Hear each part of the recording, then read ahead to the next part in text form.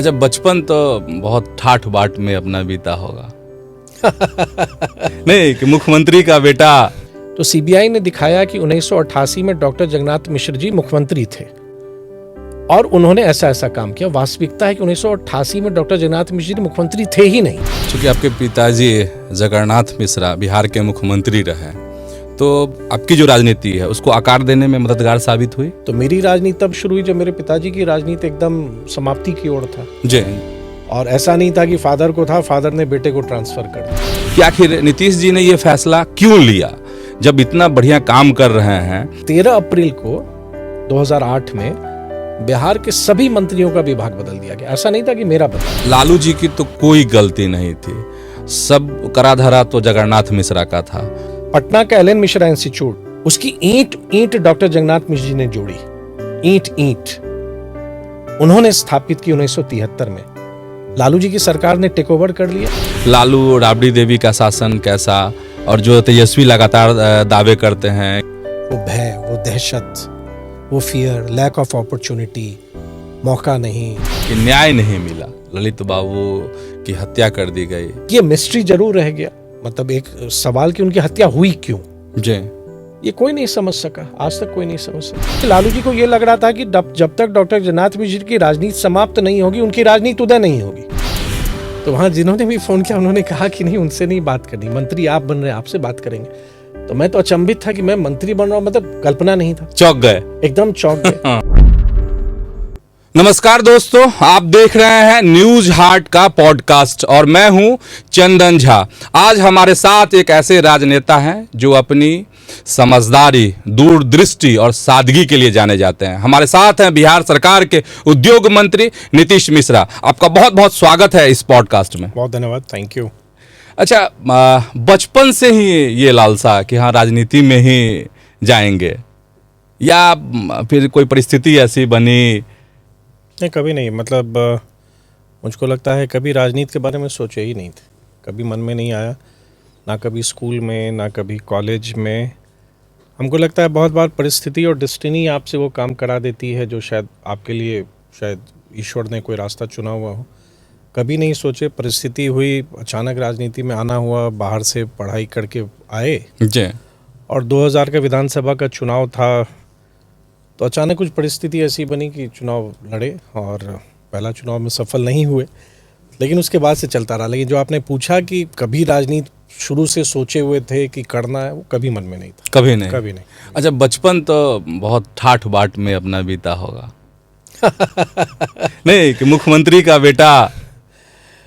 देखिए, एक सबसे बड़ी बात है कि ग्रामीण पृष्ठभूमि ही रही। मतलब हमारे पिताजी की या सबकी, फिर पिताजी का एकेडमिक्स में बहुत रुचि था, प्रोफेसर भी हुए, कॉलेज में रहे, तो पूरा परिवार मुजफ्फरपुर में ही रहा, क्योंकि वो एलएस कॉलेज में प्राध्यापक थे हमारे पिता। बाद में फिर 68 का चुनाव जब एमएलसी वाला हुआ, ग्रेजुएट कॉन्स्टिट्यूएंसी से, तो वो लड़े, निर्वाचित हुए। फिर पटना हुआ, तो मेरा जो जन्म हुआ वो उस समय वो विधान परिषद के सदस्य के बाद पहला विधानसभा चुनाव भी लड़ लिए थे। तो 73 का मेरा जन्म है, 72 में पहली बार झंझारपुर से वो विधायक हुए, 68 में वो एमएलसी थे। ठाठ बाट आप यूँ कहिए कि मतलब इतना ज़रूर है कि जो संघर्ष शायद हमारे पिता ने किया, वो संघर्ष मैंने नहीं देखा।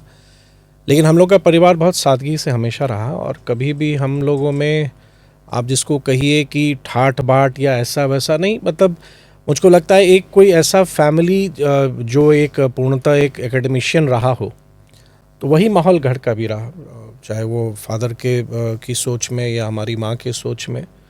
तो कभी महसूस नहीं हुआ मुझको। लेकिन अब लोग क्या सोचते होंगे उस पर मैं नहीं कह सकता। लेकिन हाँ, जो अपब्रिंगिंग रही वो एकदम वैसा नहीं रहा जो आज के समय में आप जैसा सोच रहे होंगे। मतलब मुझको लगता है कि एक साधारण जो स्कूल में भी रहे, तो हमारे जो मित्र, मुझको नहीं लगता कि कभी किसी को भी एहसास हुआ होगा हमारे बैकग्राउंड को लेके, या कि भाई ये फलाना है या ऐसा है। हम लोग सामान्यतः ही रहे। अच्छा, ठसक नहीं कि हाँ सीएम का बेटा है? नहीं, मुझको कभी ये, मैंने अब आप विश्वास करें नहीं करें, मतलब, लेकिन वास्तविकता कभी ये मन में नहीं आया। और बहुत बार ऐसा भी मैंने देखा है, जो नज़दीक से मुझे जानते हो कहेंगे, बहुत बार अपना परिचय देने में भी हेजिटेशन होता रहा। मतलब हमेशा लगा कि नहीं ठीक है, मतलब उसमें अलग क्या है। मतलब वो कोई आप ऐसी चीज़ हैं जो अस्थाई नहीं है। आप जिस दिन आप पद धारण करेंगे उस दिन एक चीज़ निश्चित है कि आपके नाम के आगे पूर्व लगना ही है, आपको हटना ही है। तो उस चीज़ को मन में दिमाग में क्यों रखना है, या जिसको कहते हैं कि इस चीज़ को दिमाग में क्यों हावी होने देना है। और सो भी जब आप जनता के लिए अकाउंटेबल है तो ये चीज़ जिसके मन में आया तो वो तो फिर गया वो तो गया। अच्छा, थोड़ी सी जानकारी अपने फैमिली के बारे में कि अभी कौन कौन है, क्या कर रहे हैं लोग? देखिए, अब तो फादर मदर रहे नहीं, और हम 6 हम लोग भाई बहन हैं, जी। और मैं सबसे छोटा हूँ। सभी लोग हम अब पूर्णतः रिटायरमेंट वाला एज में लोग जा चुके हैं। तो बड़े भैया भी गवर्नमेंट ऑफ इंडिया सर्विस में थे, वो भी रिटायर हो गए। तो अब सब लोग मुक्त वो हैं। पटना में सिर्फ मैं रह रहा हूँ, बाकी अधिकांश लोग सब दिल्ली में ही हैं। पटना में मैं हूँ, हमारी फैमिली है। चूँकि आपके पिताजी जगन्नाथ मिश्रा बिहार के मुख्यमंत्री रहे, तो उनकी जो सोच थी वो जो आपकी जो राजनीति है उसको आकार देने में मददगार साबित हुई? देखिए, 2-3 चीज़ देखना पड़ेगा। एक तो सबसे पहले ये समझें, अब जैसे पहली बार वो 1975 में सीएम बने, मैं 2 वर्ष का था। दूसरी बार वो भी बहुत लिमिटेड समय। बहुत बार लोगों को लगता है कि 3 बार मुख्यमंत्री यानी 15 साल। तो उस दौर को याद कीजिए तो 20 वर्ष में 11 मुख्यमंत्री हुए थे 70 और 80 के दशक में। जी। तो बहुत बार मन में लोग को लगता होगा कि 3 टर्म रहे, वो 15 साल रहे, किसी और पूर्व मुख्यमंत्री की चर्चा ही नहीं होती है। मतलब अगर ऐसे आप देखिएगा तो मतलब कहीं लगता है कि बिहार में या तो अभी का सेटअप है या इससे पहले पूरा लगता है कि डॉक्टर मिश्री थे। तो वास्तविकता है कि उनके 3 टर्म को मिला दीजिए तो जोड़ के 5 साल होता है। तो जब 80-83 में वो बने, जो 3 साल का उनका कार्यकाल था, मुझको लगता है मैं 3री-4थी कक्षा में था। और जब वो अंतिम बार सीएम बने 3 महीना के लिए, तो मुझको लगता है मैं 11वीं कक्षा में था। और मेरी जो राजनीतिक शुरुआत हुई, देखिए राजनीतिक व्यक्ति का जीवन कभी एक समान नहीं रहता है, वो ऊपर जाता है तो फिर नीचे भी आता है। तो मेरी राजनीति तब शुरू हुई जब मेरे पिताजी की राजनीति एकदम समाप्ति की ओर था। जी जी। कोई ऐसे बड़े राजनीतिक दल में वो नहीं थे, कुछ नहीं थे, एक्टिव पॉलिटिक्स को छोड़ चुके थे, चुनावी राजनीति छोड़ चुके थे। तो मेरी राजनीति बहुत बार लगता है कि आसान से मुझको परोस के मिला, तो वो तो एकदम गलत है। मतलब मुझको संघर्ष करना पड़ा, अपने आप को साबित करना पड़ा मुझको। और ऐसा नहीं था कि फादर को था, फादर ने बेटे को ट्रांसफ़र कर दिया, ऐसा कुछ नहीं था। और जो आपने प्रश्न किया ना, सबसे बड़ी बात है ये, जो मुझको लगा कि पर्सन टू पर्सन कनेक्ट, जनप्रतिनिधि बहुत होंगे, लेकिन एक परिवार के सदस्य की तरह आप अपने लोगों को देखिए। आपसे कोई मिलने आ रहा है, कोई डिफरेंस मत रखिए। अगर हम किसी का काम कर रहे हैं तो हम किसी का सरनेम पूछ के थोड़ी करते हैं। मुझको लगता है कोई मेरे पास आया है, उसको कोई मदद की आवश्यकता है, मैं उसकी मदद करूं। जी। तो ये सोच हमारी शुरू से रही, और ये मुझको लगता है ये स्वाभाविक रूप से मुझ में है। ऐसा नहीं है कि मुझको ये अपने आप में लाना पड़ा या मैंने किया। मुझको लगा कि जो मैंने देखा बचपन से वो मेरे मन में है और वो मेरे एक्शन में दिखता है। अच्छा, पिताजी कभी कहे कि नहीं चुनाव अब लड़ो, अब लड़ना चाहिए? नहीं, कभी नहीं। अगर आप विश्वास कर, मेरे घर में कोई नहीं चाहता था कि हम लोग पॉलिटिक्स में आए। और मैंने कहा ना कि शायद परिस्थिति हो जाती है। मतलब अब जैसे लंबा समय उनका कांग्रेस में बीता, फिर कांग्रेस से वो अलग हो गए, फिर उन्होंने अपनी एक पार्टी बनाई। 95 का विधानसभा चुनाव अगर आप याद करेंगे तो वो विधानसभा नहीं लड़े। तो लेकिन ऐसा नहीं था कि हमारे परिवार से कोई लड़ा, कोई नहीं लड़ा। फिर 2000 के चुनाव में जब उन्होंने अपनी एक पार्टी बनाई हुई थी, तो ऐसे ही मुझको लगता है कि बातचीत में कोई नहीं तैयार थे घर से लड़ने के लिए। तो मैं आया था बाहर से पढ़ वढ़ के, लगा कि ठीक है कुछ करना चाहिए। तो डिस्कशन में ऐसे ही आया कि मतलब ऐसा नहीं कहा कि आपको लड़ना है जी। उन्होंने ऐसे ही पूछा क्या मतलब मन में कभी आता है क्या कि लड़ सकते हैं। तो मुझको लगा कि अगर पॉलिटिकल प्लेटफॉर्म आपको मिलता है तो आप सही में अगर कुछ बेहतर करना चाहते हैं, लोगों के जीवन में परिवर्तन लाना चाहते हैं, तो बड़ा सशक्त माध्यम है ये। तो मुझको लगा कि नहीं चलिए ठीक है, कोशिश करते हैं। वहाँ से वैसे शुरुआत हुई। अच्छा, राजनीतिक विरासत को लेकर कई दफ़े ऐसे खबरें आ जाती हैं, लोग कानाफूसी करने लगते हैं कि संघर्ष हुआ परिवार में। नहीं, ऐसा नहीं है कि जगन्नाथ मिश्रा की विरासत को कौन संभाले? नहीं, देखिए मुझको लगता है ना, मतलब ये विरासत और ये चीज़, देखिए एक वास्तविकता है कि हम जिस परिवार से आते हैं उसका लगभग 100 वर्ष का इतिहास है। और मुझको लगता है जब 1900, अगर मैं सही हूँ तो 1926 जब बिहार उड़ीसा भी एक था, तो उस समय की जो कॉन्स्टिट्यूएंट असेंबली वगैरह बनी थी, तो उस समय भी हमारे परिवार से हमारे एक चाचा जी उसके सदस्य थे, पंडित राजेंद्र मिश्र। तो वो एक चलता आया, फिर ललित नारायण मिश्र जी आए। तो मुझको लगता है कि विरासत वाली बात मतलब ठीक है वो, लेकिन फैमिली में कभी किसी ने कोई ऐसा नहीं रहा कि हमारे यहाँ अगर आप पूछ रहे हैं कि हमारे भाई या बहनों में किसी को ऐसा रहा, किसी का वो नहीं था। हमको लगता है एक नेचुरल चॉइस था, या जिसको कहिए ना कि जैसे मैंने कहा कि ईश्वर शायद आपके लिए कोई भूमिका लिखते हैं, जी। तो वो शायद भूमिका मेरे लिए उन्होंने लिखी हुई थी। मैं घर में सबसे छोटा था, तो मतलब मेरे चुनाव लड़ने की उम्र ही कब हुई होगी, मतलब आप समझिए 98-99 के बाद मतलब ही मैं वोटर, मतलब मैं चुनाव लड़ने के एज में आया। जी जी। और 99-2000 में हमारे पिताजी की राजनीति कहाँ थी, ये भी आप जान रहे हैं। तो इसलिए मुझको लगता है कि मैं अक्सर कहता हूँ कि थिंग्स आर स्क्रिप्टेड, चीज़ें लिखी हुई होती हैं, लिखी हुई है। लिखी हुई होती हैं। अच्छा, एक वाक्या उस समय बहुत, आप जब गन्ना उद्योग मंत्री बने थे नीतीश जी के मंत्रिमंडल में, और उसमें आपको एकदम ये कर दिया गया था, विभाग लगता है बदल दिया गया था। बात बहुत पुरानी है, मैं उस समय छात्र हुआ करता था। तो बहुत लोगों को चुभा कि आखिर नीतीश जी ने ये फैसला क्यों लिया, जब इतना बढ़िया काम कर रहे हैं। तो जरा उस चीज़ को हम चाहते हैं कि इस पॉडकास्ट से लोग समझे आज कि वो क्यों ऐसा हुआ था, क्योंकि आप बहुत अच्छा काम कर रहे थे। देखिए, सबसे बड़ी बात है कि जैसे मैंने बताया कि 2000 का चुनाव में लड़ा, मैं हारा। 2005 को अगर आप याद करें तो 2 चुनाव हुए थे बिहार में। तो एक तो फरवरी का चुनाव हुआ। तो जब आप चुनाव हारते हैं तो फिर लगता है, मन में आता है कि क्या कभी आप जीत पाएंगे, मतलब कहीं ना कहीं वो लगता है, मन में एक रहता है। तो फरवरी का चुनाव हुआ, हम जनता दल यूनाइटेड में उस समय थे, जदयू में थे। तो चुनाव जीते, लेकिन वो भी घटना आपको याद होगी कि अचानक मध्य रात्रि में विधानसभा भंग कर दिया गया। तो फिर लगा चुनाव होगा। तो जब पहले ये लगा कि विधानसभा भंग हो गया, फिर चुनाव होगा, आप मतलब वास्तविकता है जो विधायक चुन के आए, क्या बीती होगी उन पे। और उस समय वो वैसे विधायक थे जो सदन ही नहीं गए। तो बहुत बार तो चर्चा होती थी कि अभूतपूर्व विधायक है, मतलब अभूतपूर्व विधायक है कि ये ऐसे विधायक जो कभी सदन ही नहीं गए। हाँ। फिर जब दोबारा चुनाव हुआ तो फिर वो कहा कि चीज़ें लिखी होती हैं। मैं जो मुझको लगता था मैं विधायक ही हो गया, वही अपने आप में मुझको लगता था कि एक बात है। तो आप जिस समय का आप जिक्र कर रहे हैं, तो मैं विधायक के शपथ से पहले मंत्री का शपथ लिया उस समय 24 नवंबर को जब सरकार बनी माननीय नीतीश कुमार जी के नेतृत्व में। और मुझको याद है एक वाक्या, इसी से जुड़ा हुआ, विभाग क्यों हुआ वो बताता हूँ, लेकिन एक प्रसंग याद आ गया मुझे कि मुझे फ़ोन आया 24 नवंबर के सुबह में 2005 में, जब गांधी मैदान में शपथ होना था आदरणीय नीतीश जी का।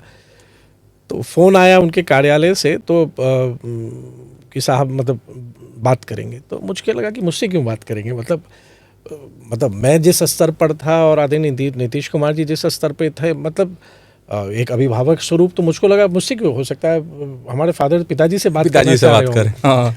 तो मैंने कहा कि मैं फ़ोन दे रहा हूँ पिताजी को। तो वहाँ जिन्होंने भी फ़ोन किया उन्होंने कहा कि नहीं, उनसे नहीं बात करनी, मंत्री आप बन रहे हैं, आपसे बात करेंगे। तो मैं तो अचंभित था कि मैं मंत्री बन रहा हूँ, मतलब कल्पना नहीं था। चौंक गए, एकदम चौंक गए। हाँ। उसके बाद विभाग जब मुझे मिला गन्ना उद्योग, तो उन्होंने मुझे बुलाया और उन्होंने कहा कि मैं आपको बहुत चुनौतीपूर्ण काम दे रहा हूँ और ये आपको करना है। और आप सही मानिए, आज बहुत बार आप भी देखते होंगे, आप भी उसी क्षेत्र से हैं, चीनी मिल का क्या हुआ, नहीं हो पाया, ये हो पाया। अगर आप विश्वास करें तो पूरी बंद चीनी मिल का रिवाइवल का पूरा प्लान हमने बनाया, मंत्रिपरिषद से स्वीकृति ली, पहली बार प्रोत्साहन नीति हम लोगों ने बनाई 2006 में। कभी पॉलिसी नहीं थी गन्ना आधारित उद्योग के लिए, बहुत कुछ हम लोगों ने किया। और बंद चीनी मिल को, क्योंकि मामले हाईकोर्ट में थे, अगर आप याद करेंगे, हाँ, 90 के दशक में सारी चीनी मिल बंद थे, तो मामले हाईकोर्ट में चले गए थे लिक्विडेशन के लिए। लिक्विडेशन है लास्ट स्टेज है कंपनी के वाइंड अप करने का। तो हम लोगों ने केस विड्रॉ किया कि नहीं, अब इसका हम लोग कुछ प्लान बनाते हैं। किसानों का बकाया था लगभग 8 करोड़ 84 लाख, वो हम लोगों ने पेमेंट किया। एम्प्लॉयज़ का, कर्मचारियों का सेटलमेंट प्लान बनाया, सब कुछ किया। निविदा हम लोगों ने निकाली। और मुझको अच्छे से याद है कि 31 मार्च 2008 को पश्चिम चंपारण का लौड़िया चीनी मिल और पूर्वी चंपारण का सुगौली चीनी मिल का जो 10% राशि उनको देना था, वो राशि हम लोग के पास आई। मुझको लगा कि बहुत बड़ा, एक समझिए कि आप एक बंद चीनी मिल को आप फिर से चलाने का ऐसा टास्क आपको मिला, वो कर रहे हैं। लेकिन 13 अप्रैल को 2008 में बिहार के सभी मंत्रियों का विभाग बदल दिया गया। ऐसा नहीं था कि मेरा बदलाया। और मंत्री आप किसको बनाएंगे, मंत्री के जिम्मे विभाग कौन सा होगा, ये तो माननीय मुख्यमंत्री का निर्णय है। ना आप जाके बोलते हैं कि मुझको मंत्री बनाइए, ना आप बोलते हैं कि मुझको ये विभाग दीजिए। तो उस समय हम लोग 26 ही मंत्री थे, और 26 मंत्री थे। अब तो लोग हम उस समय राज्य मंत्री स्वतंत्र प्रभार, अगर आप याद करेंगे, याद है जी। तो 10 मंत्री बने थे जो राज्य मंत्री स्वतंत्र प्रभार थे जी। और 16 मंत्री माननीय मुख्यमंत्री जी को लेके कैबिनेट मिनिस्टर थे। तो minister independent charge, state minister with independent charge. तो 13 अप्रैल को सभी का विभाग बदल गया। तो जब सभी का विभाग बदल गया तो मेरा भी बदल गया। तो जो प्लान हमने शुरू किया था, नई चीनी मिल का भी प्रस्ताव आया था, लगभग 20,000 करोड़ का प्रपोजल आया था, भारत सरकार से अनुमति उस समय नहीं मिली, बहुत सारी चीज़ें उस समय हुई। अगर वो प्रयास था, मधुबनी के लिए भी एक आया था, चीनी मिल का बहुत बड़ा प्रस्ताव आया था। ज़मीन का कुछ लोगों ने माहौल खड़ा कर दिया उस समय कि भाई ज़मीन का ज़बरदस्ती अधिग्रहण हो रहा है, बहुत कुछ हुआ। लेकिन हाँ, इतना ज़रूर है, 2 चीनी मिल आज भी चल रही हैं। जो चीनी मिल चल नहीं सकी वो फिर बाद में सरकार ने, मैं उस समय मंत्री नहीं था, बाद में सरकार ने उसको बियाडा को ट्रांसफ़र कर दिया इंडस्ट्रियल एरिया के तौर पर, और आज फिर उसकी ज़मीन पर कुछ जगह अन फैक्ट्री लग रही हैं। जो चीनी मिल वाइबल नहीं थी क्योंकि सारी चीनी मिल पुरानी थी, तो उस परिस्थिति में वो चलाई नहीं जा सकती थी, तो उसमें नया इन्वेस्टमेंट करना था। फिर एक दौर ऐसा आया कि शुगर इंडस्ट्री रिसेशन में चला गया, नए निवेश नहीं आ रहे थे, तो कुछ ना कुछ ऐसा कारण होता चला गया। अच्छा, एक बड़ा सवाल है, बहुत कई बार सोशल मीडिया पर भी वायरल, और तरह तरह की बातें समाज में, राजनीति में भी। चारा घोटाला पे हम चाहेंगे कि आप एकदम दिल की बात बताइए और सही सही क्या है, क्योंकि लोग कहते हैं कि ना लालू जी की तो कोई गलती नहीं थी, सब कराधारा तो जगन्नाथ मिश्रा का था, उन्होंने ही सब कुछ किया, बस लालू जी तो फंस गए। मतलब ये क्या है इसकी से? हृदय से आपका धन्यवाद कि ये प्रश्न आपने मुझसे पूछा। और मुझको लगता है जो ये लिखते हैं सोशल मीडिया पे, मैं भी हूँ, मैं भी देखता हूँ, लोग लिखते हैं, अगर उन्हीं से हम पूछ दें, या एक सेकंड के लिए मैं आप ही से पूछ दूं जी कि डॉक्टर मिश्र पर आरोप क्या थे सीबीआई के, वो आप बताइए, तो शायद आप भी नहीं जान पाएंगे, शायद आपको भी ध्यान पर नहीं आएगा। तो हम लोग तो सीधे सोशल मीडिया पे लगता है कुछ भी लिख दीजिए। फॉर्डर स्कैम था क्या? फॉर्डर स्कैम 96 में सरफेस किया। ट्रेजरी से एक्सेस विड्रॉल था जब बिहार झारखंड एक था। एक्सेस विड्रॉल की बातें फाइनली सामने आई और वो चाईबासा ट्रेजरी से सामने आई। विजय शंकर दुबे जी उस समय फाइनेंस कमिश्नर थे, उन्होंने डिडक्ट किया। फिर केसेस हुई, बाद में PIL हुआ, केस फिर CBI के इन्वेस्टिगेशन में गया, पटना हाई कोर्ट ने फिर मॉनिटरिंग की केस की। तो फॉर्डर स्कैम का जो CBI ने जांच किया उसका पीरियड क्या था? पीरियड था 1990 से 1996 के बीच का एक्सेस विड्रॉल। अब 1990 और 96 में डॉक्टर जगन्नाथ मिश्र जी किस भूमिका में थे? अब ये तो नहीं है कि मैं कोई भी चेक कर लीजिए, वो किस भूमिका में थे। 10 मार्च 90 को नई सरकार बन गई, डॉक्टर जगन्नाथ मिश्र जी मुख्यमंत्री नहीं रहे। उससे पहले मात्र वो 3 महीना थे। उससे पहले 1983 के 14 अगस्त तक थे, 3 साल। तो 83 से 90 7 साल। और 90 से 96 के बीच में किनकी सरकार थी, कौन मुख्यमंत्री थे, कौन वित्त मंत्री थे? कहने के लिए आप कुछ भी लिखिए, क्योंकि हम करते क्या है, केस के मेरिट पर हम नहीं जाते हैं, केस के आरोप पर नहीं जाते हैं, केस के साक्ष्य पर हम नहीं जाते हैं, हम उसको जात से देख लेते हैं। क्योंकि जात एक इस ढंग से आप समझिए लोगों के अंदर वो उसके माइंड को इन्फ्लुएंस करता है। 90 से 94 के बीच में डॉक्टर जगन्नाथ मिश्र जी नेता प्रतिपक्ष थे, नेता विरोधी दल आज भी हैं, एक सज्जन है नेता विरोधी दल। तो क्या नेता विरोधी दल की भूमिका और मुख्यमंत्री की भूमिका एक हो सकती है? बिल्कुल नहीं। तो अब जो ये कहते हैं या लिखते हैं, उन विद्वानों को मैं ये कहूंगा कि भाई आप बताइए ना कैसे 94 में वो राज्यसभा चले गए डॉक्टर जगन्नाथ मिश्र जी, 94 से 2000 वो राज्यसभा में रहे, 96 तक जांच हुई। जांच के जब हुई उस समय केंद्र में किसकी सरकार थी? थोड़ा याद कीजिए, 97 में, 96, 97 में, 98 में किसकी सरकार थी? आपको भी अचानक में ध्यान नहीं आ रहा है? ये मतलब इन्हीं लोग की सरकार। हाँ, इन्हीं लोग की सरकार, इन्हीं लोग की सरकार थी। जो थर्ड फ्रंट या नेशनल फ्रंट क्या बना मुझको नहीं, इन्हीं की सरकार थी। देवगौड़ा जी प्रधानमंत्री थे, IK गुजराल जी प्रधानमंत्री थे। तो ये CBI जांच किस समय हुई? उसके बाद अगर आप कहते हैं कि नहीं पहले हुआ, डॉक्टर मिश्र जी जब मुख्यमंत्री थे तब हुआ, तो 80 से 83 की आप बात करते हैं, तो CAG क्या कर रहा था?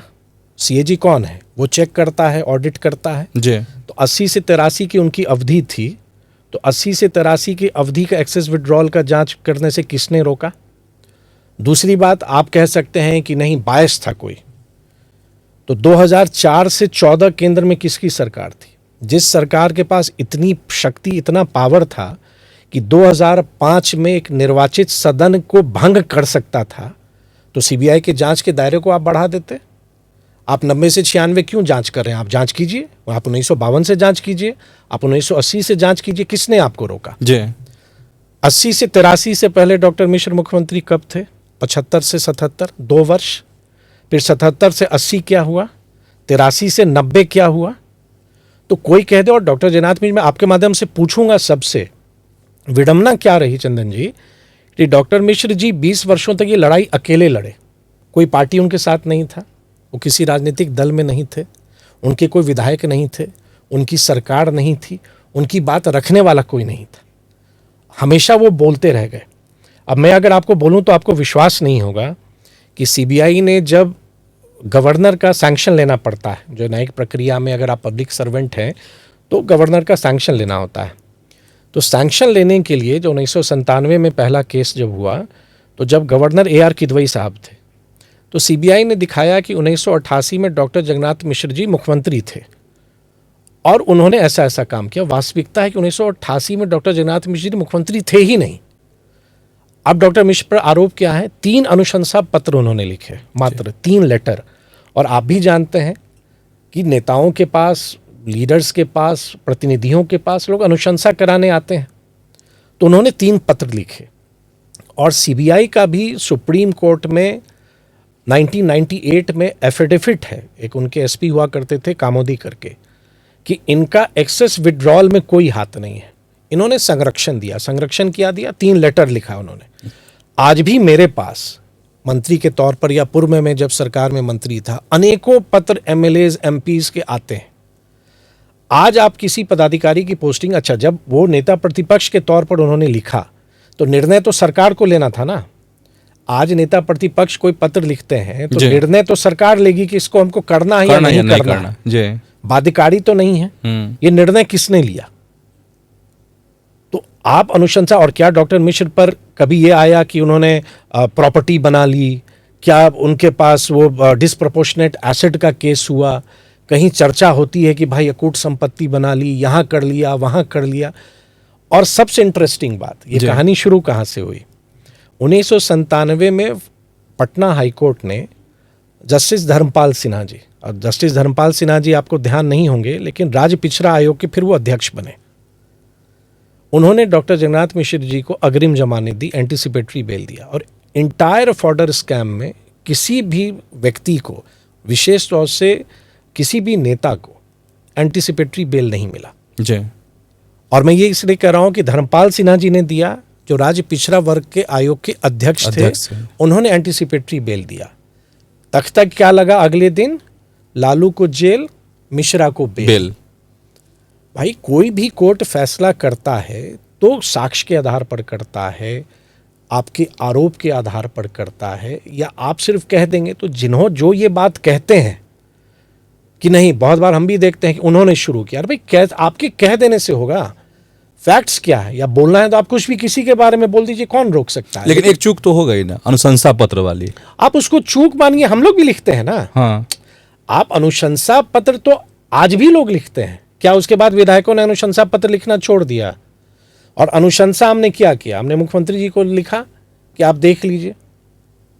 तो मैंने कह दिया कि नहीं, अनुशंसा एक MLA ने किया या नेता प्रतिपक्ष ने किया तो हो गया कि वो आरोपित। भाई आपने फैसला किसने किया? अगर सरकार को लगा कि ये पत्र सही नहीं है या ये गलत सिफारिश कर रहे हैं, तो निर्णय आपने क्यों लिया? आप निर्णय नहीं लेते। आज भी अगर कोई माननीय विधायक या माननीय सांसद हमको कोई पत्र लिखते हैं तो विभाग तो अपने विवेक से निर्णय लेता है ना कि यार किसी का अनुशंसा पत्र मेरे ऊपर बाध्यकारी हो जाती है। अगर मैं आज मिनिस्टर भी हूं, मैं अगर मान लीजिए ऑनरेबल चीफ मिनिस्टर को ही कोई लेटर लिखता हूं, तो क्या वो CM पे बाइंडिंग है? मैं तो उनके सरकार का हिस्सा हूं। तो कोई MLA लिख रहा है या लीडर ऑफ अपोजिशन कोई पत्र लिख रहा है, तो वो सरकार पर बाइंडिंग कैसे है, बाध्यकारी कैसे है? और मान लीजिए 3 अनुशंसा पत्र कभी डिनाई नहीं किया, लिखा है उन्होंने। और 3 अनुशंसा पत्र का भी आधार है। एक बार कुछ एमएलए के लेटर को उन्होंने फॉरवर्ड किया। अच्छा। अगर अग्रसारित होता है ना, आप जी, इसको हाँ, अग्रसारित कर दीजिए। किसी जी। विधायक ने लिखा तो उन्होंने पत्र को अग्रसारित कर दिया। तो इससे मान लीजिए 3 अनुशंसा पत्र पर अगर आप कह देंगे कि उन्हीं के समय में शुरू हुआ और जो सरकार में रहे, भाई ठीक है, जो 90 से 96 की अवधि मैंने तो विस्तार से बताया, तो उसमें फिर आपको उस समय डॉक्टर जगन्नाथ मिश्र की भूमिका क्या थी। और आज आप देते हैं कि फिर बाद में जब 2 केस में ऑनरेबल कोर्ट ने डॉक्टर जगन्नाथ मिश्र को बरी किया, तो आप फिर जात के चश्मे से देखते हैं। तो मैं वही पूछता हूं कि विद्यासागर निषाद जी कौन है, और विद्यासागर निषाद जी किस राजनीतिक दल से जुड़े हुए हैं? राष्ट्रीय जनता दल के नेता हैं, पूर्व मंत्री रहे हैं, उनको भी तो कोर्ट ने बरी किया। ऐसा तो नहीं है कि खाली मिश्रा को बेल या मिश्रा को बरी कर दिया और निषाद को जेल कर दिया। भाई विद्यासागर निषाद जी भी बरी हुए, डॉक्टर जगन्नाथ मिश्र जी भी बरी हुए।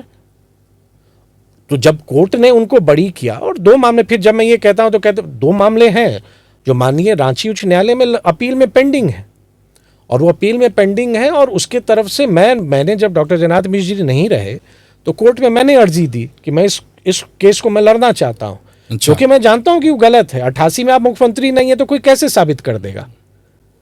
अच्छा, कभी मतलब ये तो ये है टेक्निकल बात आप बता रहे थे, कभी मतलब बाबूजी से चर्चा हुई थी इस पर कि हाँ सही में कैसे हुआ, क्या हुआ? नहीं, एकदम देखिए, क्योंकि मैं इसलिए इतना जानता हूं क्योंकि मैं जब पढ़ाई करके जब वापस आया, मैं ये केस देख रहा था उनका, और मैंने पूरी चार्जशीट पढ़ी है, मैंने कोर्ट में वकील के आर्गुमेंट सुने हैं, तो मैं जान रहा हूं। और मैं वास्तविकता है, क्योंकि मैं समझ सकता हूं। आप बताइए ना, क्या भूमिका हो सकती है उनकी?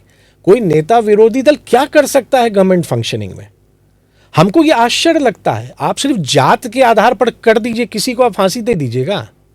भाई वो इंसान के लिए, मेरे लिए कानून अलग बनेगा और दूसरे के लिए कानून अलग बनेगा। कानून तो भाई हमारे देश में तो सबों के लिए बराबर है ना, सबों के लिए बराबर है। क्यों जात के आधार पर कानून बनता है? नहीं। अच्छा, लेकिन एक और है, अफवाह या जो भी हो, हम चाहेंगे कि उसके बारे में आज जवाब दीजिए आप, कि जब शुरुआत में लालू प्रसाद मुख्यमंत्री बने और विपक्ष की भूमिका में जगन्नाथ मिश्र आए, तो टिप्स लेकिन वही देते थे लालू प्रसाद को, जहाँ सत्ता कैसे चलती है। नहीं, मुझको लगता है जितना उन्होंने प्रताड़ित किया हमारे फादर को, किसी ने नहीं किया।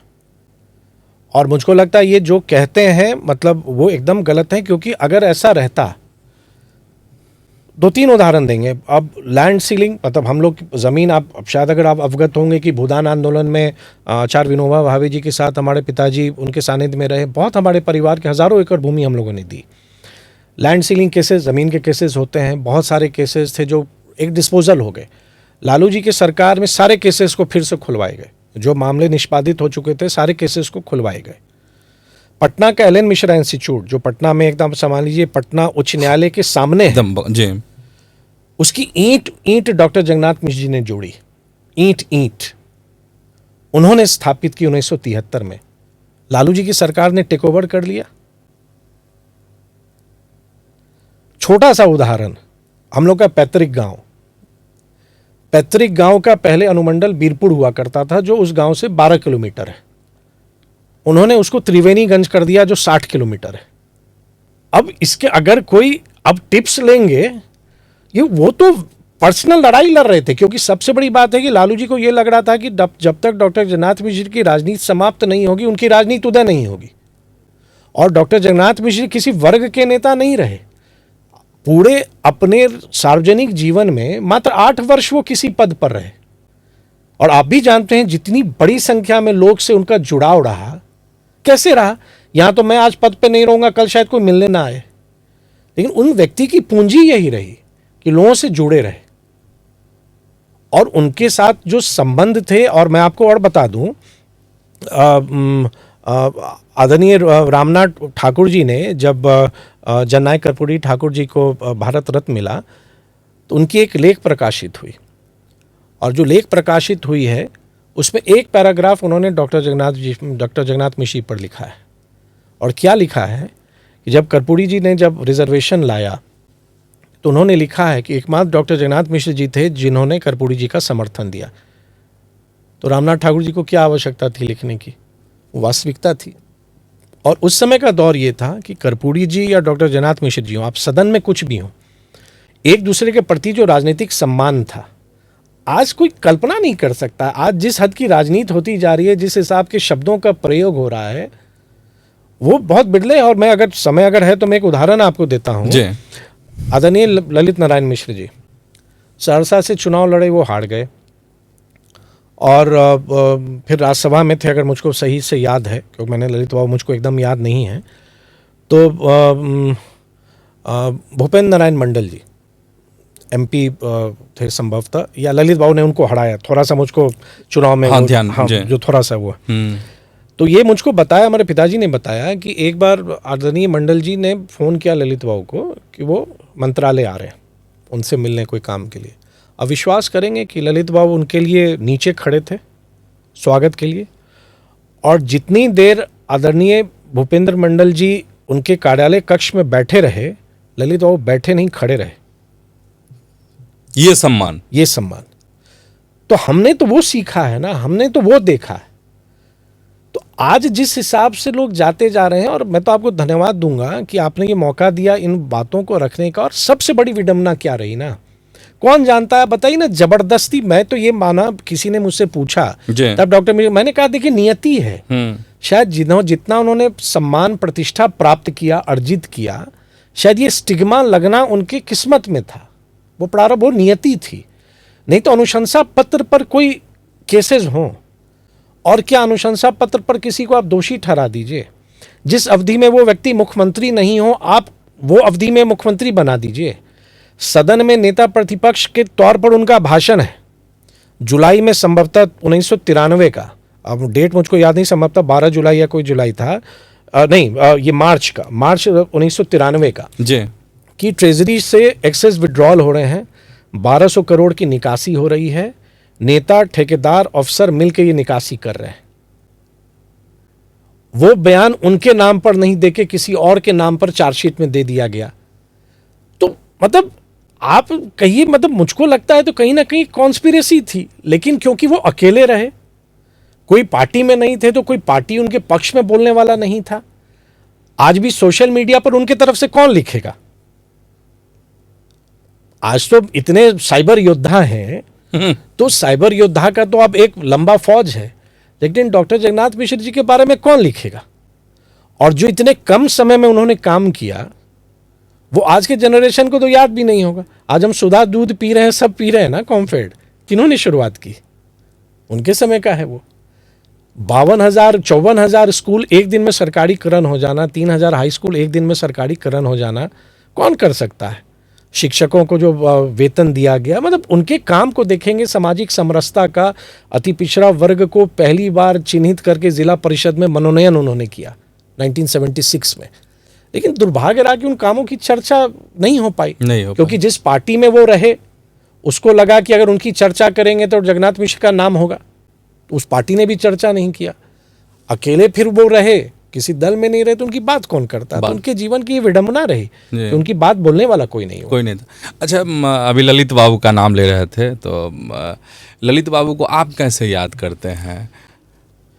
देखिए, जब मैं पहली बार सार्वजनिक जीवन में जब मैं प्रवेश किया, मुझको लगता है 1999 में जब झंझारपुर गया, ललित बाबू को बहुत कम समय मिला, और मुझको लगता है कि मात्र 51-52 वर्ष के थे जब राष्ट्र के लिए वो बलिदान हो गए।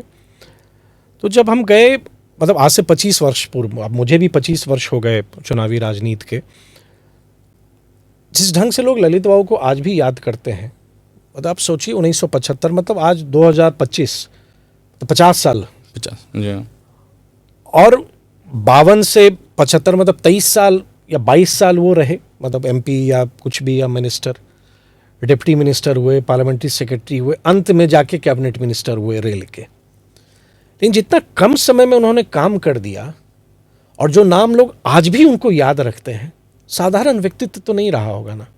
यहाँ तो लोग 1 साल में, 1 महीने में लोग भूल जाता है। 50 वर्ष हो जाने के बाद भी ललित बाबू को लोग आज भी याद करते हैं, तो ये उनके व्यक्तित्व को दिखाता है कि कैसे पर्सनालिटी रहे होंगे। और वही मुझको लगता है कि जीवन में बड़ा करने के लिए आपको 100 वर्ष जीने की ज़रूरत नहीं पड़ती है। शायद आप एक दिन में भी ऐसा काम कर सकते हैं कि लोग आपको 100 वर्ष तक याद रखें, और ललित बाबू वैसे ही व्यक्ति थे। वैसे अच्छा, बहुत लोग कहते हैं कि न्याय नहीं मिला, ललित बाबू की हत्या कर दी गई, लेकिन बात समझ में नहीं आई कि वाकई में दोषी कौन थे। तो आप लोग को भी ऐसा ही लगता है जैसा कि आम लोगों को लगता नहीं, है? वास्तविकता है, देखिए केसेस चले, उस घटना में लोगों को बहुत याद नहीं होगा, हमारे फादर भी बहुत सीरियसली इंजर्ड थे। उसी सभा में जगन्नाथ मिश्र जी भी थे और बहुत सीरियसली वो भी इंजर्ड थे उसी बम धमाके में।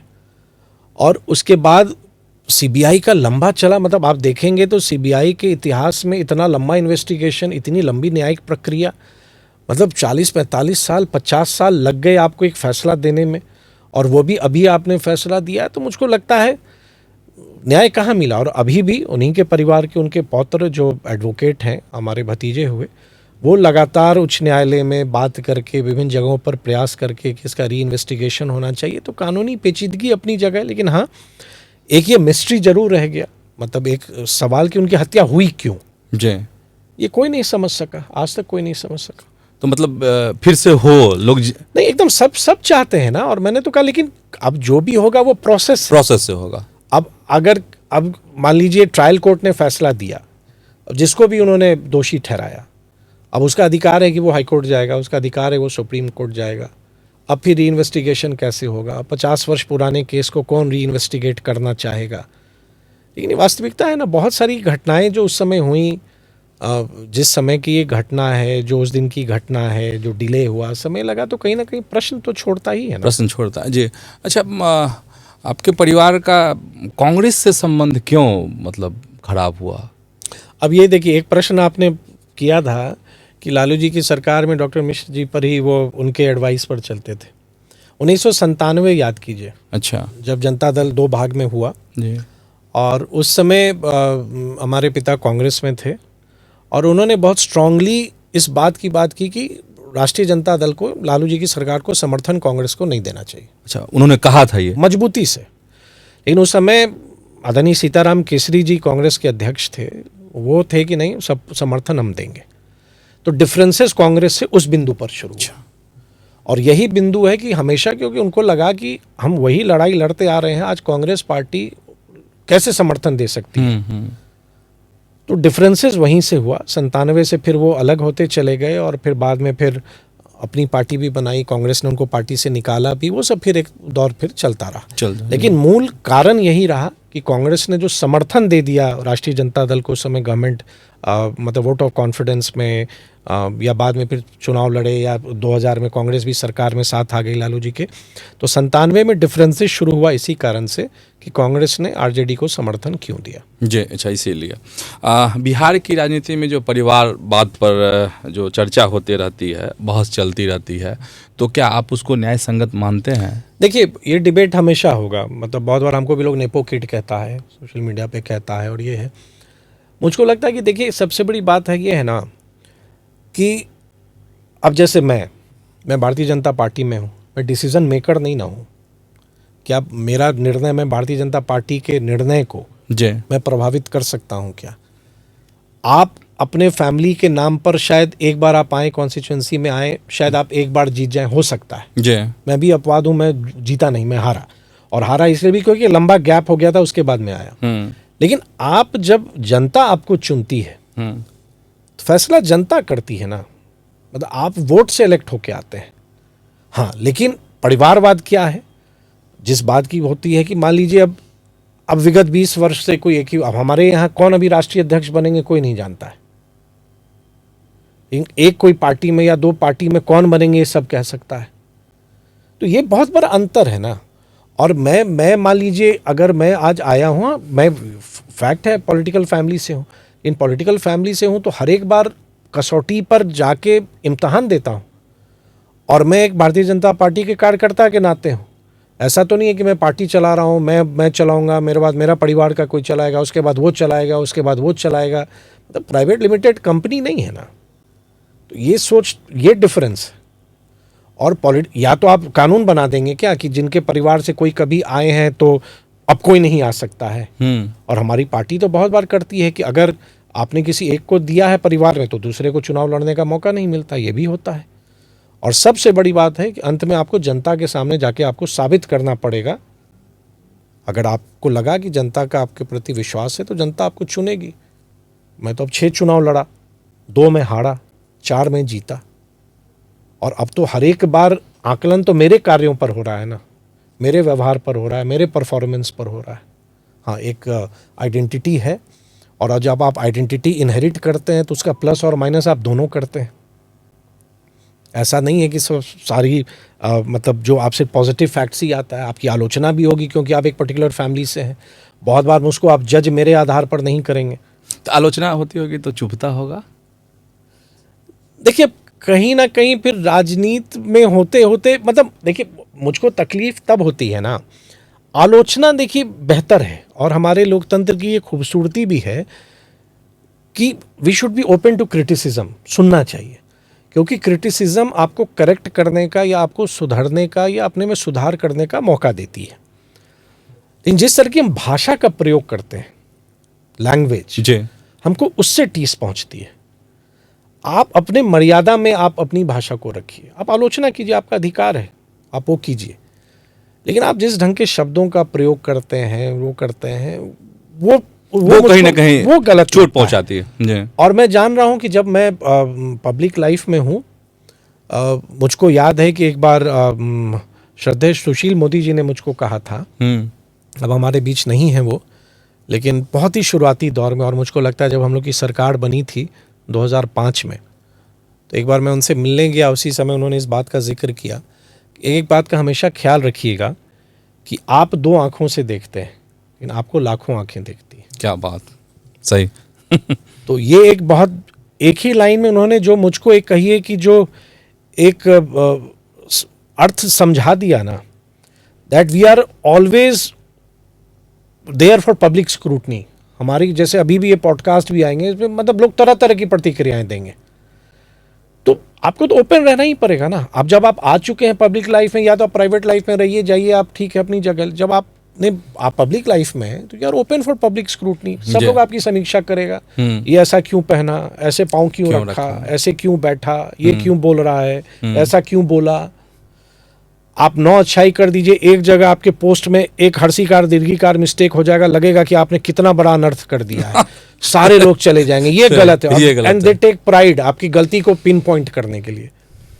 आप अच्छा काम कीजिए, वो ध्यान नहीं आएगा। एक कहीं आपसे थोड़ी सी त्रुटि हो जाए, आप ही के रिपोर्टिंग में अगर थोड़ी सी त्रुटि हो जाए, बहुत सारे आप भी देखते होंगे, तुरंत लगेगा कि भाई देखो ये क्या भाई आपने कर दिया। तो ठीक है, ठीक। अच्छा, भाजपा में आप हैं, और सम्राट चौधरी को कहता है लोग कि यारों के यार हैं, सही में है ऐसा? ये सम्राट जी को लंबे समय से जान रहे हैं, लंबे समय से हम जान रहे हैं, और मतलब कहीं ना कहीं हम लोग साथ भी काम पहले भी किए, सरकार में भी साथ रहे, जब मांझी जी की सरकार थी, फिर अभी भी हैं। तो हर एक व्यक्ति अपने तरह का होता है, और हर एक व्यक्ति की में पॉजिटिव नेगेटिव सब होता है। तो सम्राट जी को जितना मैं जानता हूँ, मतलब कोई मेरा उनसे पॉलिटिकल रिलेशन में कह दूँ कि भाई ऐसा नहीं है, मैं व्यक्तिगत तौर पर उनको मैं जानता हूँ, और व्यक्तिगत तौर पर मैं जानता हूँ, तो मुझको लगता है कि मतलब यारों के यार। हाँ, मतलब अगर आप ये कहें तो संबंध रिश्तों को वो निभाते हैं, और शायद उनकी ये पूंजी भी है कि मतलब जो उनका संपर्क है, जो लोगों के साथ वो रिलेशन रखते हैं, तो ठीक है। नहीं, मतलब बहुत चर्चा भाजपा के कार्यकर्ताओं में भी, और वैसे भी जब आप इस दफ़े जब मंत्री बन रहे थे, तो चर्चा की यारी निभाई है नीतीश मिश्रा से सम्राट चौधरी ने, और उन्हीं के वजह से फिर से मंत्री बने। वरना एक शख्स हैं भाजपा में, वो तो चाहते थे कि बिल्कुल नहीं, अगर आप कहेंगे तो मैं नाम लूंगा, नहीं कहेंगे नहीं लूंगा। नहीं, देखिए, मैं आपको ये बताऊंगा कि अब मैं ये नहीं कह सकता, मैं अक्सर इस बात को कहता हूँ, जैसे आप 2020 का चुनाव याद कीजिए, मैं लगभग 42,000 वोट से जीत के आया। मैं उससे पूर्व सरकार में लगभग 9 वर्ष तक मंत्री था, मंत्री पद छोड़ा, जब आप याद करेंगे वो दौर 2014-15 का जी। 9 वर्ष तक मैं लगभग भारतीय जनता पार्टी में एक साधारण कार्यकर्ता की रहा। 15 का चुनाव लड़ा, 800 वोट से हार गया। एक साधारण कार्यकर्ता के रहा, कभी नीति विषयक शोध विभाग में काम किया, प्रदेश उपाध्यक्ष के नाते काम किया। पार्टी ने जो दायित्व जब दिया, जिम्मा दिया, विभिन्न राज्यों में पार्टी ने भेजा, वहाँ काम किया। 20 में जब अपनी सरकार बनी, एनडीए की सरकार बनी, मैं मंत्री परिषद में शामिल नहीं था। इस बार भी जैसे फिर जब सरकार फिर बदली,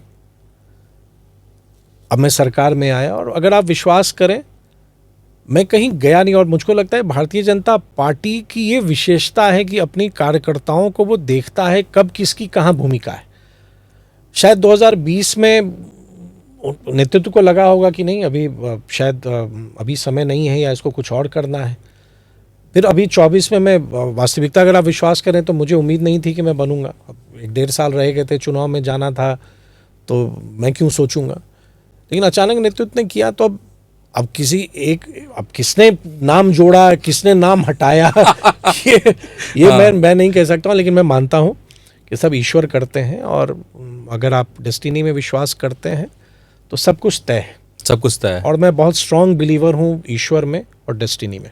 अच्छा, भाजपा में मतलब गुटबाजी की बहुत चर्चा है इन दिनों, तो आप ऐसा महसूस करते हैं? कोई कहता है ये सम्राट चौधरी का गुट है, कोई कहता है ये नित्यानंद राय का गुट है, कोई कहता है ये विजय सिन्हा का गुट है, अब नया गुट एक आ रहा है कि वह प्रदेश अध्यक्ष डॉक्टर दिलीप जायसवाल का गुट है। तो आपने कभी ऐसा महसूस किया? मुझे नहीं लगता। देखिए, सबसे बड़ी बात है ना, आप ये देखेंगे कि भारतीय जनता पार्टी की विशेषता क्या है।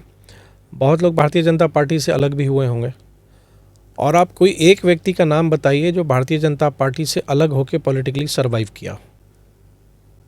या तो फिर वो वापस आया उसमें, बिल्कुल, या तो उसकी राजनीति समाप्त हो गई, क्योंकि आइडियोलॉजी बेस्ड पार्टी है। और मुझको लगता है कि सभी लोग के अंत में निष्ठा पार्टी के प्रति है, और मैं मानता हूं कि पार्टी ने मुझको काम दिया। जब जो प्रदेश अध्यक्ष रहे, प्रदेश अध्यक्ष का अपना एक गरिमा है, अपना सम्मान है। कोई विधायक दल के नेता हैं, उपनेता हैं, पार्टी ने तय किया कि उप मुख्यमंत्री होंगे, तो जब जो पार्टी तय आपको करती है उस हिसाब से, और सबका कॉमन पॉइंट क्या है कि अंत में तो सब भारतीय जनता पार्टी का कार्यकर्ता है। जो भारतीय जनता पार्टी की जो नीति है, जो सिद्धांत है, उस हिसाब से हम काम करते हैं।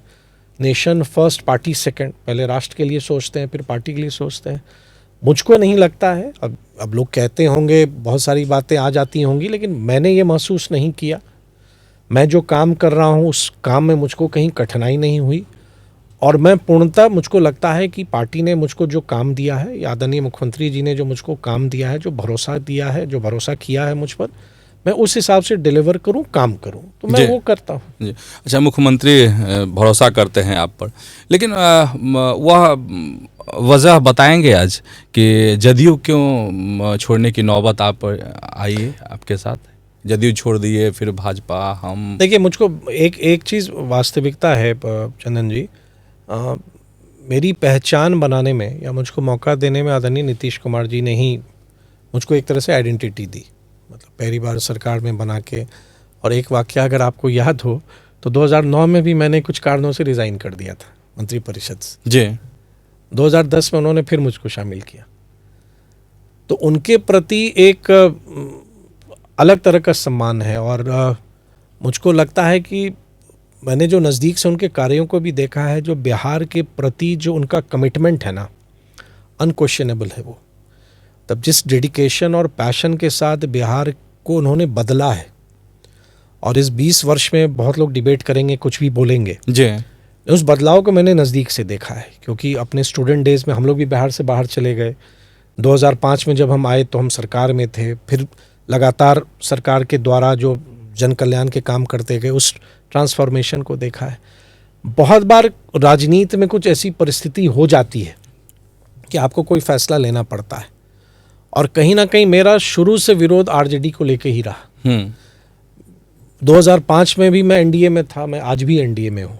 मैं 2015 में जब भारतीय जनता पार्टी से लड़ा तो भी मैं एनडीए में ही था। तो अब उस समय की एक राजनीतिक घटनाक्रम हुई। अब मुझको लगता है अब 10 वर्ष पुरानी बात है, अब बहुत चीज़ें, अब उसके आगे हम लोग बढ़ चुके हैं। लेकिन आदरणीय मुख्यमंत्री जी के प्रति सम्मान में कभी कमी नहीं आई। आप कभी नहीं मेरे शब्दों को देखे होंगे कि मैंने अपनी मर्यादा को लांघा है। हाँ, पॉलिटिकल डिफरेंसेस आपको कभी हो सकता है कि आपको कभी लीडरशिप से भी होता है, लेकिन आज अंत में फिर हम लोग कहीं ना कहीं फिर घूम के हम लोग फिर साथ में हैं, और आज उनके नेतृत्व में हम लोग एक नए बिहार बनाने की ओर हम लोग बढ़ चुके हैं। बिल्कुल। अच्छा, आरजेडी शासन का जिक्र आप कर रहे थे, तो आप की नज़र में लालू राबड़ी देवी का शासन कैसा, और जो तेजस्वी लगातार दावे करते हैं कि हम जब 17 महीने थे सरकार में तो हमने ये किए, हमने ये किए। देखिए, 90 का 2005 हम लोग स्टूडेंट थे, और स्टूडेंट थे तो हम लोग सब लोग निकले, सिर्फ मैं ही नहीं निकला, बहुत लोग निकल बहुत लोग जाते निकले। थे। 15 वर्ष उनको समय मिला काम करने का, आकलन जनता ने किया और जनता फैसला करती है। अब हम कुछ भी कहें तो किसी को लगेगा भाई आप बायस्ड हैं कहते हैं, लेकिन हम लोगों ने उस दौड़ को देखा है, और वो जो हमारा जनरेशन है ना, उसने उसको फेस किया है, महसूस किया है, एक्सपीरियंस किया है। वो भय, वो दहशत, वो फियर, लैक ऑफ अपॉर्चुनिटी, मौका नहीं, मतलब लोग होपलेस हो चुके, उम्मीद खो दी उन्होंने कि क्या मेरे जीवन में भी परिवर्तन आएगा, क्या मेरे जीवन में भी रोशनी आएगी। मैं अतिशयोक्ति नहीं कर रहा हूँ, कोई मैं एग्जैजरेट नहीं कर रहा हूँ। उस समय के दौर को लोग याद करें, मतलब लोग भूल चुके थे कि कोई बिजली भी होती है, कहीं पोल नहीं है, तार नहीं है, ट्रांसफार्मर नहीं है। लोग मतलब लगता था कि जैसे ने उसको अपनी नियति मान ली थी कि मेरा जीवन वैसे ही बीतेगा। तो इस 20 वर्ष के कठोर श्रम से आदरणीय नीतीश जी ने बिहार को यहाँ तक पहुँचाया है। बिहार उनको क्या मिला, किस स्थिति में मिला, और आज बिहार को कहाँ उन्होंने पहुँचाया। नेगेटिव ग्रोथ रेट से एक सकारात्मक विकास दर की ओर, 23,000 करोड़ के बजट से 3,17,000 करोड़ के बजट पर वो लाए। मैं भी पर्यटन मंत्री रहा कुछ समय के लिए जी। मुझसे पहले उप मुख्यमंत्री के तौर पर तेजस्वी जी भी पर्यटन मंत्री रहे। 8-10 महीने मैं रहा, आप मेरे 8-10 महीने के कार्यों को देख लीजिए, और एक अचीवमेंट, कोई बड़ी उपलब्धि वो क्या बताएंगे अगर वो उप मुख्यमंत्री थे। देखिए अंत में तो काम हम सरकार और मुख्यमंत्री के नेतृत्व में करते हैं, विजन उनका होता है, लेकिन कहीं पे आपने इनिशिएटिव लिया हो, आपने वो प्रयास करके चीज़ों को लॉजिकल एंड तक पहुंचाया हो, तो वो बात फिर वास्तविकता में मानी जाएगी। लेकिन मुझको तो लगता है, जब मैं गया पर्यटन मंत्री के तौर पर पहली बार कार्यालय कक्ष में, तो मैंने वहाँ के लोगों से पूछा कि मैं एक सोच के गया था कि ये तो उप मुख्यमंत्री रहे हुए हैं पर्यटन मंत्री जी। तो मैं उस सोच से गया, तो मालूम चला वो तो एक दिन भी कार्यालय कभी आए नहीं थे। तो खैर मैं उन चीज़ों में मैं नहीं जाऊंगा, मेरा स्वभाव भी लेकिन नहीं उनका है। था कि नीति तो हमने बनाई। नहीं, क्या नीति उन्होंने बनाई? नीति उन्होंने बनाई, अधूरा छोड़ दिया। पर्यटन नीति 23 में बनाई, गाइडलाइन बनाई नहीं। हाँ, चूंकि कई मंचों पे इस बात का वो जिक्र करते हैं, इसीलिए हास्यास्पद है। उन्होंने तो कह दिया बंद रीगा चीनी मिल को उन्होंने चलाया।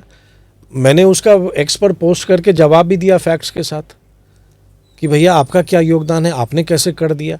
जिस दिन फैक्ट्री चली उसके नए सिरे से वो पूरी उसकी नीलामी हुई, नई कंपनी ने उसको लिया।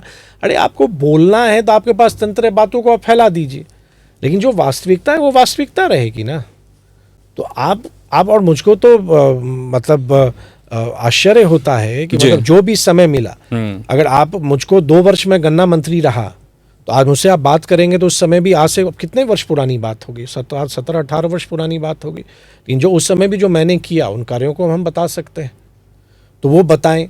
अब वो कहते हैं जो उनके विभाग की उपलब्धि है पहले वो तो साझा करें ना।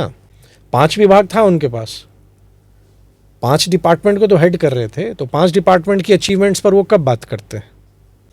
उन 5 डिपार्टमेंट पे पहले बताइए, आप सरकार पर बाद में आइएगा।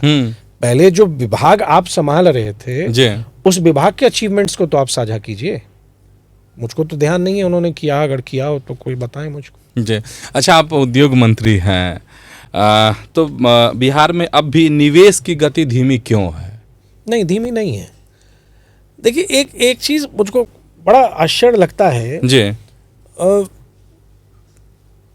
2006 में हमारी इंडस्ट्रियल पॉलिसी बनी, 2006 में सिंगल विंडो सिस्टम बना, मतलब SIP estate investment promotion board बना, फिर सिंगल विंडो सिस्टम बना, 2011 में पॉलिसी बनी, 16 में पॉलिसी बनी। बिहार में निवेश आ रहा है, हम चर्चा नहीं कर रहे हैं उसकी। आप आज बिहार के प्राय क्षेत्र में जाएं, मैं अररिया गया तो वहाँ फारबिसगंज इंडस्ट्रियल एरिया में देखा बड़ी इकाई काम कर रही है।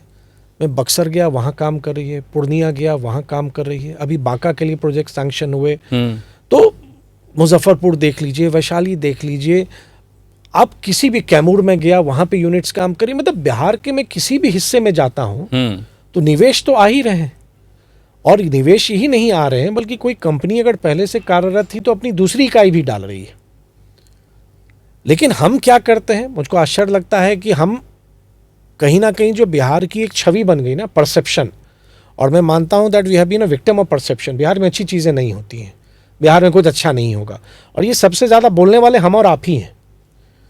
बहुत बार मैं रील्स पे देखता हूं कि आप अपने व्यूज़ को बढ़ाने के लिए या आप कहीं ना कहीं लाइक्स को बढ़ाने के लिए जिस ढंग से आप बिहार को प्रस्तुत करते हैं, क्या बिहार खाली कट्टा का प्रदेश है? आप कोई गाना डाल के आप उसको दिखा रहे हैं, मतलब आप कर क्या रहे हैं? आप नहीं समझ पा रहे हैं कि जाने अनजाने में आपसे क्या गलती हो रही है। और जो एक अथक प्रयास करके एक बिहार में एक माहौल हम बनाते जा रहे हैं, एक नए इंडस्ट्रियलाइजेशन का, नए औद्योगिक एरा का, कहीं ना कहीं ये परसेप्शन उसमें विक्टिम होता है, हम उसके परसेप्शन के विक्टिम होते हैं अकेले सर। एक और ये वास्तविकता है ना, बिहार की छवि, मतलब इसे मैं तो नहीं कह रहा हूँ जी। बहुत बार मैं गया निवेशकों के बीच, तो निवेशकों ने मुझसे प्रश्न किया बिहार ऐसा है वैसा है। मैंने उनसे पूछा कि आप बिहार गए हैं? उन्होंने कहा नहीं, मैं कभी बिहार नहीं गया। किसी ने कहा, तो मैं अब अक्सर कहता हूं कि बिहार को कानों से नहीं, आंखों से देखिए। आंखों से देखिए, क्या बात। अच्छा, बिहार में ज़्यादातर सीमेंट इंडस्ट्री, तो सिर्फ सीमेंट इंडस्ट्री से बात बनेगी? नहीं नहीं नहीं, क्योंकि नहीं, ये तो लेबर एग्जाम्पशन वाली बात हो गई। नहीं नहीं नहीं, स्किल्ड नहीं, आप देखिए मैक्सिमम एम्प्लॉयमेंट हमको टेक्सटाइल देगा।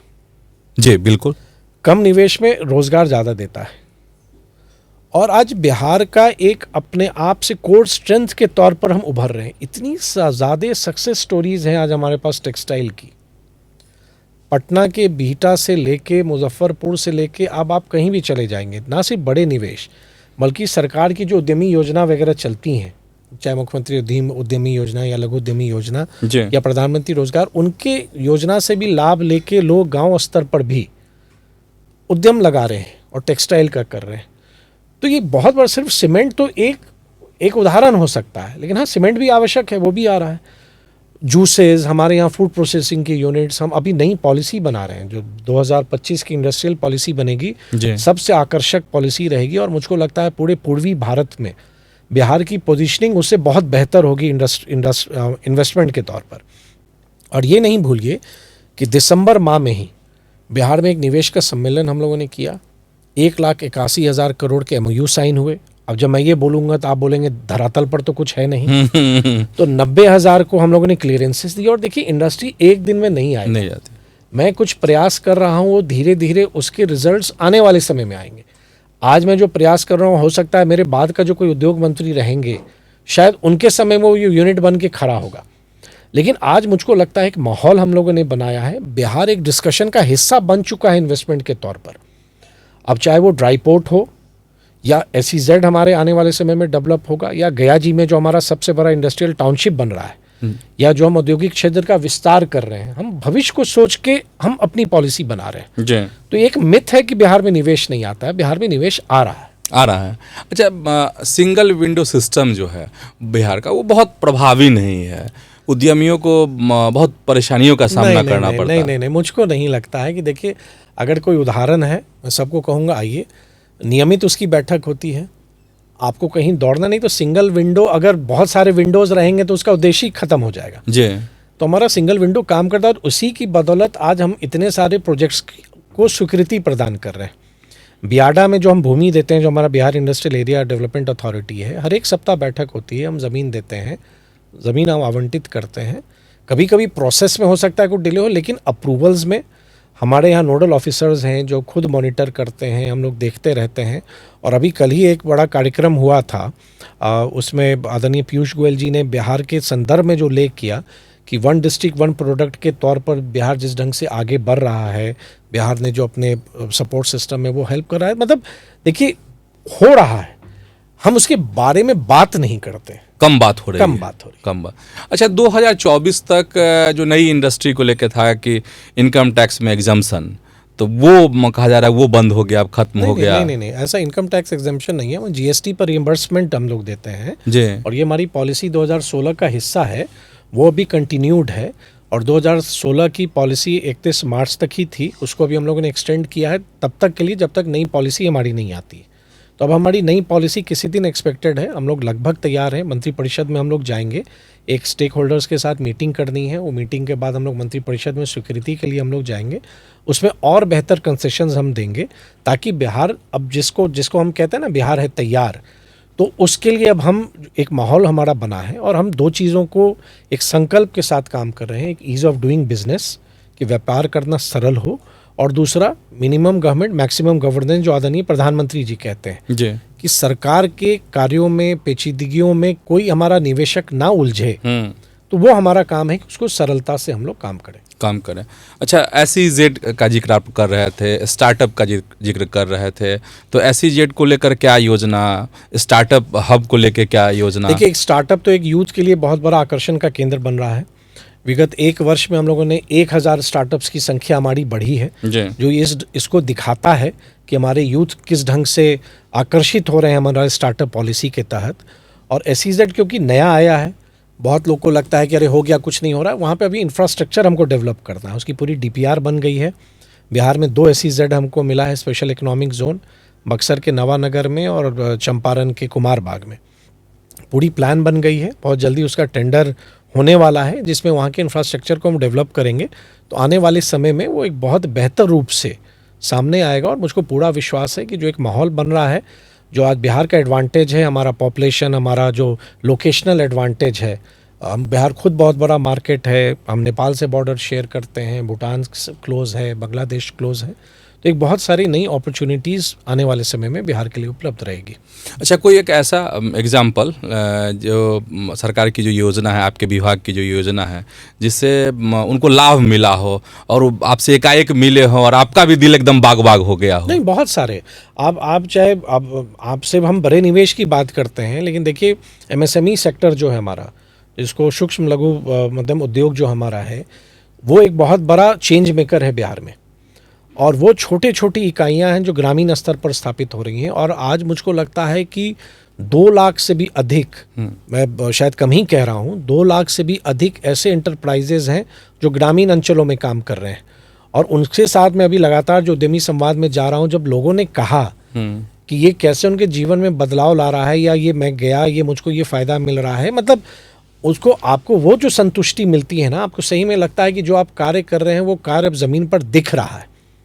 या अगर कोई निवेशक को जिसको इंसेंटिव मिलना होता है, तो मैं जब उससे पूछता हूँ कि भाई आपको कोई कठिनाई हो रही क्या, और जब वो बोलता है कि नहीं, हमको ऑफिसेज आना नहीं पड़ता है, मेरे पैसे मेरे खाते में चले जाते हैं, तो उस समय आपको सही में लगता है कि नहीं, आपका सिस्टम, हाँ, लेकिन system it requires continuous improvement. कभी भी आप परफेक्ट सिस्टम आप नहीं कह सकते हैं।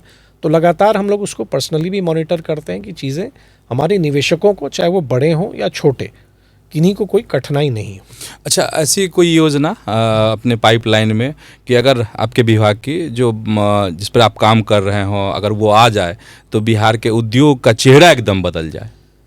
देखिए, 2-3 चीज़ इसमें कहेंगे। एक तो पहला, जैसे आप 1 डिस्ट्रिक्ट 1 प्रोडक्ट आप जानते हैं, हमने एक प्रयास प्रारंभ किया है 1 ब्लॉक 1 प्रोडक्ट। अच्छा, 1 मतलब 534 प्रखंड में कुछ ना कुछ खास तो होगा, बिल्कुल, हर एक क्षेत्र में खास है। हाँ। चाहे वो आर्ट एंड क्राफ्ट हो, या हमारा कुछ कोई क्यूजीन हो, कोई खाने का कुछ हो, या कोई वहाँ का लोकल कोई इंडस्ट्री वैसा हो, उसकी मैपिंग हम लोग कर रहे हैं। तो आने वाले समय में उसका रोड मैप बनेगा। ऐसा ही प्रयास मैंने पर्यटन विभाग में मेरा प्रखंड मेरा गौरव के तौर पर किया कि हर एक प्रखंड में कोई एक ऐसा स्थान मिले जिसको हम लोग प्रमोट करें। तो ये एक मुझको लगता है कि जब हम ब्लॉक स्तर पर भी उसको प्रमोट करना, ब्रांड करना, मार्केट देना, वो होगा। नई पॉलिसी जब हमारी आएगी, नई पॉलिसी, क्योंकि उसके बारे में अभी मैं कुछ कहना नहीं चाहूँगा, लेकिन नई पॉलिसी एक समझिए कि बहुत बड़ा एक टर्न अराउंड लाएगा बिहार के निवेश के लिए, और पूरे भारत के जो इन्वेस्टमेंट डेस्टिनेशन है डिफरेंट स्टेट्स के, उसमें बिहार की पोजीशनिंग बहुत बेहतर होगी। और तीसरा मैं कहना चाहूँगा कि जो हमारा ड्राई पोर्ट है, जो इनलैंड कंटेनर डिपो है, कस्टम्स की सभी सुविधाएं हैं, तो अब बिहार से एक्सपोर्ट करना भी बहुत आसान हो जाएगा। बीटा में तो वो बहुत आसान हो जाएगा। और एक MSME सेक्टर, स्टार्टअप्स और खादी को भी ना भूलें, मतलब खादी एंड विलेज इंडस्ट्री पे भी हम बहुत काम कर रहे हैं। तो ये सारी चीज़ें आप देखेंगे कि आप कल्पना करें कि अगर हमारे 8,300 ग्राम पंचायत हैं और उन पंचायतों में 2, 4, 5, 10 भी छोटी छोटी यूनिट्स अगर अब आपकी दिखने लगेगी, कितना बड़ा कंट्रीब्यूशन रोजगार सृजन के साथ साथ रूरल इकोनॉमी में उन इकाइयों का होगा जी। तो मैं बिहार के भविष्य के लिए पूर्णतः पॉजिटिव हूँ। मैं आशान्वित हूँ कि जो आज प्रयास हम लोगों ने प्रारंभ किया है वो एक बेहतर बिहार की ओर जा रहा है। और हम अक्सर कहते हैं कि Bihar from a land of history to a land of industry, मतलब बिहार का एक हमारा इतिहास रहा है, एक बहुत गौरवमयी इतिहास रहा है।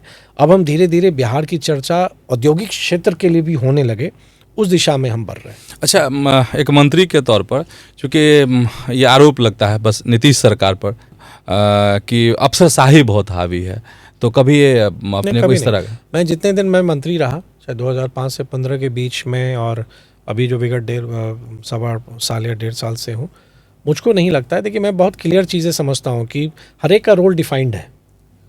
ऑफिसर्स को जो करना है उनका रोल डिफाइंड है, एज अ मिनिस्टर मेरा क्या रोल है, तो वो डिफाइंड है। तो उसमें क्लास में उन चीज़ों को समझता हूँ।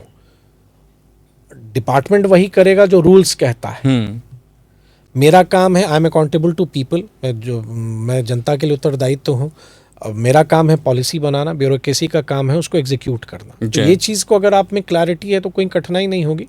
मुझको लगता है मैंने आज तक वो महसूस नहीं किया है, और मैंने जो सोचा है कि डिपार्टमेंट में मुझको ये काम करना है, चाहे वो गन्ना में रहा हो, आपदा प्रबंधन में रहा हो, या ग्रामीण विकास में रहा हो, या आज उद्योग विभाग में या पर्यटन में, मुझको कभी भी ब्यूरोक्रेसी से या ऑफिसर से आज तक कठिनाई मुझको नहीं हुई। और एज अ टीम हम लोगों ने काम किया है और वो रिजल्ट देता है।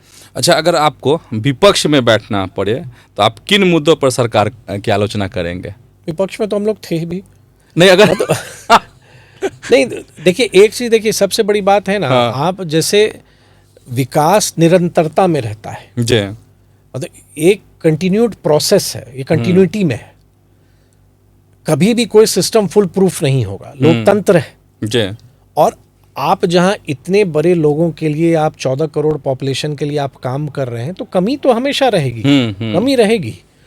तो विपक्ष के तौर पर विषय क्यों? हम जब अभी गवर्नमेंट में हैं तो हमारा तो भाई गवर्नमेंट में अगर हमको अभी भी कहीं कमी दिखती है, कोई लूज एंड्स दिखते हैं, तो मैं उसको टाइटन करता हूँ।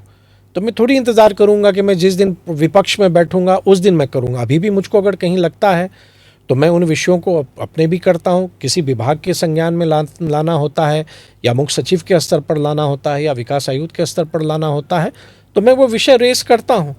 और कैबिनेट की मीटिंग्स में भी कोई वैसे विषय होते हैं तो माननीय मुख्यमंत्री जी के सामने भी लोग लाते हैं, तो वो है। लेकिन डेमोक्रेसी है, तो डेमोक्रेसी में तो मतलब आप कितना भी, मैं एमएलए भी हूँ, मैं मुझको लगता है कि अपने क्षेत्र के लिए मैंने बहुत काम किया, अभी मैं कर रहा हूँ, लेकिन फिर भी बहुत लोग की नज़र में अभी भी होगा कि मैं शायद कुछ नहीं किया है, तो वो होता रहेगा। लेकिन मुझको लगता है कि अभी सरकार में काम करने का अवसर मिला है, तो अभी मैं जितना काम सरकार के लिए कर सकता हूँ, अपने बिहार के लिए कर सकता हूँ। प्रत्येक दिन का इस्तेमाल मैं बहुत पॉजिटिव रूप से करता हूँ। हर एक दिन में लगता है कि आज मुझको नया क्या करना है, आज मेरा दिन प्रोडक्टिव कैसे रहा, उस दिशा में सोच के हम काम करते हैं। अच्छा, अब मिथिला के विषय रहते तो कनी एकाध सवाल मैथिली में हम सब गपशप। मिथिला के विकास के अहाँ के नज़र में की छै कि हाँ मिथिला के विकास भऽ गेलै, अभी आर काज करऽ के जरूरत छै सरकार के? हम कोना के सकै छी कि विकास पूरा भऽ गेलै? विकास के डेफिनेशन, परिभाषा हर एक व्यक्ति से व्यक्ति वेरी करत जी। अगर हम केकरो मान लिया अगर क्यों प्रश्न करे छथि कि विकास नहीं हुआ, तो बहुत बार हम लिखे छी कि क्या विकास नहीं हुआ जी, तो जे ई प्रश्न करे छथि ओहो ब्लैंक रह जाइत छथि कि उनको नहीं बुझल छनि कि विकास क्या करना है।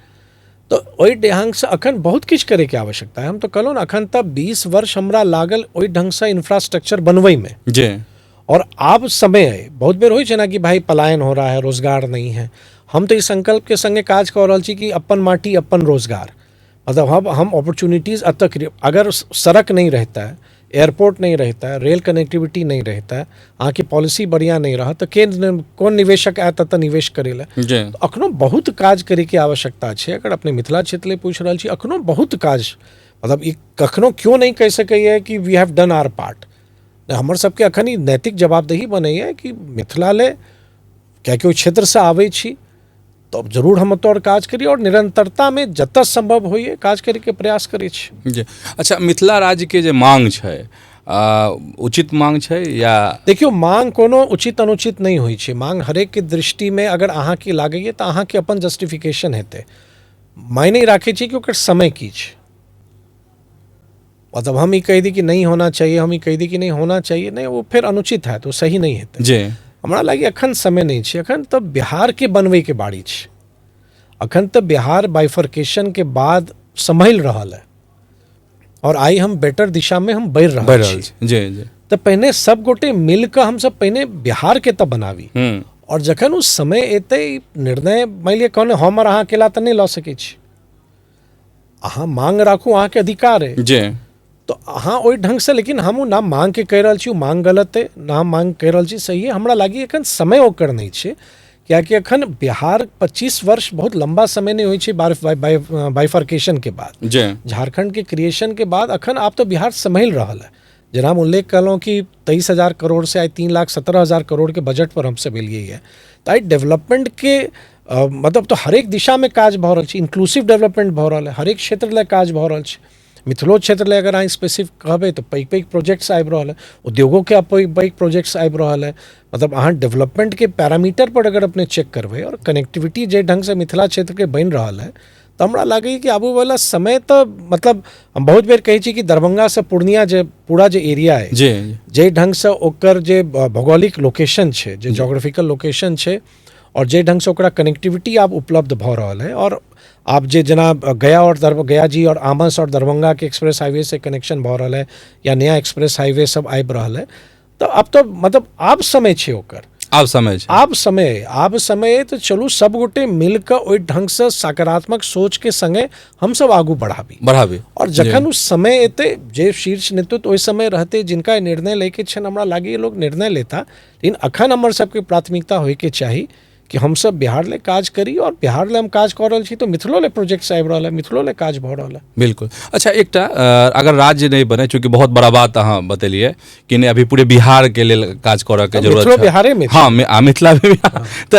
अभी मिथिला परिषद बनाबऽ के जरूरत नहीं, देखियो ताकि विकास और गति पकड़ ले। देखियो ई सब चीज जे छै ना, अहाँ बहुत बेर regional authority, Mithila development board, एहि सब तरह के विषय हमेशा मतलब हमेशा आबै छै। चूंकि एहि तरफ राजद के तरफ से राबड़ी देवी भी, तेजस्वी भी नहीं, देखियो अब उनका फिर आप पॉलिटिकल हम आग्रह करब कि एकरा राजनीतिक रूप से फिर पूछबे कि 90 से 2015-5 के यानी के अच्छा ठीक छै। मतलब हम एकटा एकेडमिकली हम अहाँ से हम बात कर रहल छी कि देखियो ई से जे डिमांड छै ना, ई स्वाभाविक छै, और एकटा रैशनल के संगे हमरा लागैए कि एकटा जस्टिफिकेशन के संगे क्यों गवर्नमेंट छै, अगर अहाँ पूर्णतः जस्टिफिकेशन के संगे अहाँ कोनो विषय राखै छी, जेना मानि लिअ नीति आयोग छै, तऽ नीति आयोग एक विशेषज्ञ के बॉडी छै, ओ निर्णय ले छै, उनकर पैरामीटर्स पर बिहार की आकलन होइ छै कि किस पैरामीटर पर बिहार अच्छा कर रहा है, नहीं कर रहा है, एस्पिरेशनल डिस्ट्रिक्ट मतलब आकांक्षी डिस्ट्रिक्ट, आकांक्षी ब्लॉक, तो जे डिफरेंट डेवलपमेंट पैरामीटर्स पर जे एरिया अंडर डेवलप्ड है या जे एरिया पाछू छै, ओकरा आगू आवे ले सरकार समय समय पर निर्णय लै छै। और हमरा लागे कि जे दिन गवर्नमेंट के लागते कि नहीं हमरा आवश्यक है कि अगर हमरा बोर्ड के गठन से या कोनो एहन अथॉरिटी बनवावक से एहि क्षेत्र के कोनो लाभ भऽ सकैए, तो आई एम पॉजिटिव कि सरकार सही समय पर निर्णय लेत। लेकिन अखन मान लिअ एकटा आर बॉडी क्रिएट कऽ कऽ तुरंत में हाँ एक दिन में तो ओकर रिजल्ट नहीं हेतै, और हमरा तो लागैए कि अखन चलू जे फेर हम कहलहुँ ना, अखन सब गोटे मिलकर हम सब काज करी, और अखन जे मिथिला के एकटा उदय भऽ रहल है ना, चाहे वो पर्यटन क्षेत्र से लऽ ली या कनेक्टिविटी में लऽ ली या इंडस्ट्री के माध्यम से लऽ ली, तो मतलब वी आर राइजिंग बिहार, और व्हेन बिहार विल राइज तो मिथिला के राइज के रोकि सकैए। मतलब सब जुड़ल छी ना, बिल्कुल, मतलब ओहि संगे मिलकर काज करी। और अंत में कंक्लूड करे में हम यह कहब कि ये विषय जस्टिफाइड जखन लागते, जे नेतृत्व करता हेता, जे डिसीजन मेकर हेता, मेरिट पर डिसीजन लेता, और हमरा लागैए कि कोनो एहन आवश्यकता हेते तो एज अ पब्लिक रिप्रेजेंटेटिव हमरो सबके कर्तव्य बनैए कि विषय के हम सब राखी, उचित फोरम पर हम सब लऽ जाई, और जखन एहन समय हेते हमरा विश्वास है हेबे करत। लेकिन अखन डेवलपमेंट लगातार भऽ रहल है, विकास चाहे केंद्रीय बजट हो या बिहार के बजट हो, सपोर्ट लगातार बिहार के भेट रहा है। बस हम एक आध शब्द वाला सवाल, तीनटा, एकटा ई सवाल कि चुनाव लड़बै तैयारी छै अपन, चूंकि विधानसभा चुनाव नजदीक छै, निश्चित। अच्छा, दोसर सवाल, लेकिन ओहिमे फेर एकटा छै, देखियो निश्चित क्या कि हम अखन एमएलए छी, जे निर्णय पार्टी के होइ छै, पार्टी के, बिल्कुल, मतलब ये डिसीजन मेकर हमर पार्टी है, भारतीय जनता पार्टी तय करते लार्जर कंटेक्स्ट में नेतृत्व। हम कहलो ना शुरू में कि लीडरशिप डिसाइड्स कि यहाँ की रोल है, लेकिन अखन I am a serving MLA, हमरा अखन समय है, तो हमरा एक एक दिन हम अपन क्षेत्र के प्रति जे हमर जवाबदेही बने काज करे के प्रयास कर रहल छी, और हरेक ईश्वर के कृपा से हरेक 2 दिन 4 दिन पर कोनो न कोनो नया प्रोजेक्ट के सैंक्शनिंग भेट रहा है, स्वीकृति भेट रहा है, तो हमरा बहुत संतुष्टि भऽ रहल है कि जे प्रयास कर रहल छी ठीक ओकर सकारात्मक रिजल्ट आबि रहल जी। अच्छा, एक सवाल, मतलब अफवाह छै या जे की हकीकत कि मिथिला में नीतीश मिश्रा और संजय झा के जो मतलब अहम की टकराहट है वहाँ पर, ऐसा कुछ है क्या? ऐसा क्यों लगा आपको? मतलब मुझे नहीं लगा, ऐसी चर्चा लोग नहीं। करते हैं। देखिए, चर्चा को तो कोई रोक नहीं सकता, लेकिन कोई उदाहरण है क्या? मतलब हम लोग अंत में सबका उद्देश्य क्या है? हम लोग तो एक ही कॉमन पॉइंट पर काम कर रहे हैं ना, कि पब्लिक वेलफेयर, जन कल्याण और अपने क्षेत्र का विकास। अपना क्षेत्र से पूरे राज्य का विकास, क्षेत्र का विकास। क्योंकि हम मिथिला से आते हैं तो स्वाभाविक है मिथिला के लोग की एक्सपेक्टेशन हमसे ज़्यादा होगी, लेकिन मुझको नहीं लगता है ये। और मतलब चाहे मैं हूँ या मानिए संजय जी हों, सबका उद्देश्य, हम लोग तो कॉमन पॉइंट यही है ना कि हम लोग सब लोग डेवलपमेंट ओरिएंटेड है, हम लोग डेवलपमेंट पॉलिटिक्स पे विश्वास करते हैं। और मुझको लगता है कि ये जो भी ये कह रहे होंगे, मतलब अब किस आधार पर कहते हैं, लेकिन कोई ऐसी बात नहीं है। और ये जब एक जॉइंट एफर्ट होता है तो बेटर रिजल्ट आता है और आप बेटर माइलस्टोन को आप अचीव करते हैं। अच्छा, एनडीए का डंका फिर इस बार बजेगा?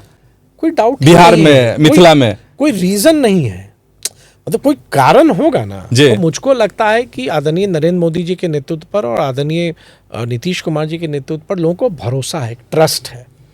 और वो ट्रस्ट एक दिन में नहीं बनता है। जो लोगों ने मेहनत किया है तब वो विश्वास अर्जित किया है। तो एनडीए की सरकार ना बने, और अब का जो समय है, जो 20 वर्षों में जो हम लोगों ने अचीव किया है, अब तो ये 5 वर्ष आप समझिए ऊंचाइयों छूने का है।